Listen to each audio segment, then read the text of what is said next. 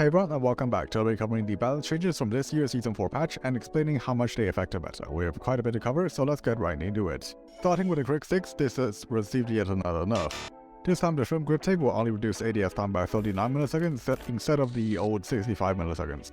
So it will no longer reduce ADS time to SMG levels, however it will still give you a fast enough ADS time for assault rifles, and if you never really bothered with this attachment in the first place, then this nerf doesn't really affect you. Hence the Krig still remains as a top tier meta option in multiplayer. The DRH has received another buff to bullet spread accuracy. It will now be increased from 6.73 to 6.95 in the 11-point scale, which is only slightly behind guns like the Kilo and the Krig. The initial spread is also improved, making longer range gunfights more reliable. The ADS time has been reduced by 1 frame, which gives it the second fastest ADS time out of all the 3-shot kill assault rifles. These are welcome changes, and since the meta is starting to slow down, we might see 3-tap assault rifles becoming more popular. The ASL is getting a similar treatment with ADS time being reduced by 20 milliseconds, which brings it closer to SMGs in terms of handling. The initial spread has been massively improved, going from 7.85 to a whopping 9.43 on the 11-point scale, which beats even high accuracy assault rifles like the Kilo 141.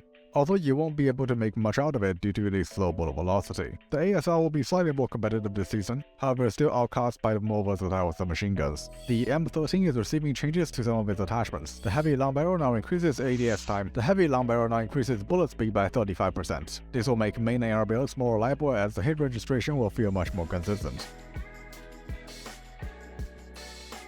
And it will be absolutely mandatory in Battle Royale as the bullet speed will give it a niche edge over other assault rifles. The silencer barrel has been reworked. It now functions as a monolithic suppressor that improves bullet speed as well. However, it will significantly penalize recoil instead of ADS time and bullet spread accuracy. This should be an excellent option for flex builds as it means that you can now run the 60 round mag instead of the double stack. The combat stock now reduces ADS time by 1 additional frame, which can be handy for those who want faster ADS time but don't really want the full penalty of no stock. The Type 25 is also receiving attachment changes, albeit now that's beneficial. The steady stock will now reduce flinch by an additional 10%. This will make it viable when it comes to negating one of its downsides being the higher flinch, although it still ruins strafing speed, so it's not exactly optimal. The combat stock will reduce ADS time by 35 milliseconds instead of 23 milliseconds, roughly 1 frame faster at the cost of additional 5% flinch penalty, which is barely noticeable. Again, this isn't really an attachment you should be using in the first place, so it's not exactly super useful. Moving on to SMGs, the HE40 is getting its chest and upper arm multipliers increased. This means that it will be possible to 3-shot kill in the first range without the need of headshots. This somewhat makes up for its lack of close range performance, albeit not as consistently, as you will need quite a few chest or upper arm shots, and the low arms will be there to block them.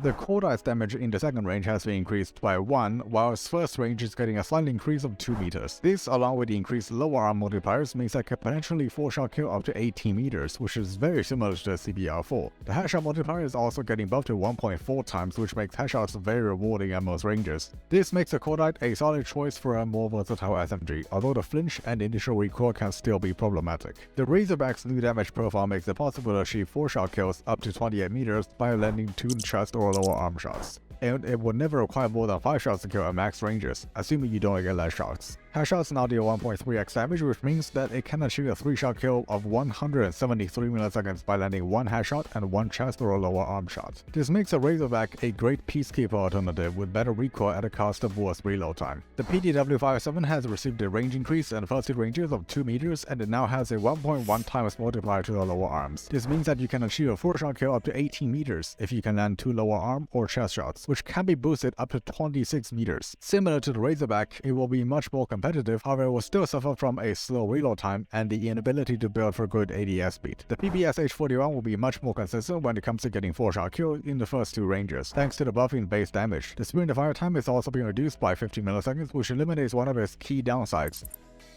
Okay, moving on to the sniper rifles. The Outlaw's range values have been increased by around 25%, which should make it slightly more consistent at close to medium ranges, as the lethality will not decay as quickly. Its flinch has been reduced from 3.6 to 2, which is actually more in line with marksman rifles. The breath hold time has been quadrupled, which brings it closer to the other sniper rifles. Now that the main drawbacks have been effectively nullified, we can expect the Outlaw to be a great option for aggressive sniping. The HDR's ADS time was reduced by 30 milliseconds, which brings it much more in line with the other sniper rifles, albeit it will still be the slowest. The range in which it can one-shot to the entire body has also been increased by 15 meters, which should make it a little more consistent. Next up, we have the MK2. The movement speed has been increased by 3%, which is something, I guess. It's really one of the changes of all time. Operator skills are also getting changed. The War Machine now requires less energy to activate it, so you can use it more often, and you get 2 more ammo, so you can get more value out of it in objective game modes. The Death Machine is getting an ammo increase as well, although there still isn't much reason to run it over Purifier or Equalizers. The Sparrow now comes with 2 additional shots, which should make it even stronger due to how easy it is to dump all 9 shots in quick succession. The Transform Shield would also take less energy to activate, so you can block off entries more effectively in hardpoints. The Bull Charge, which has been getting kind of annoying to play against, is getting enough to its amount of energy consumed after each kill,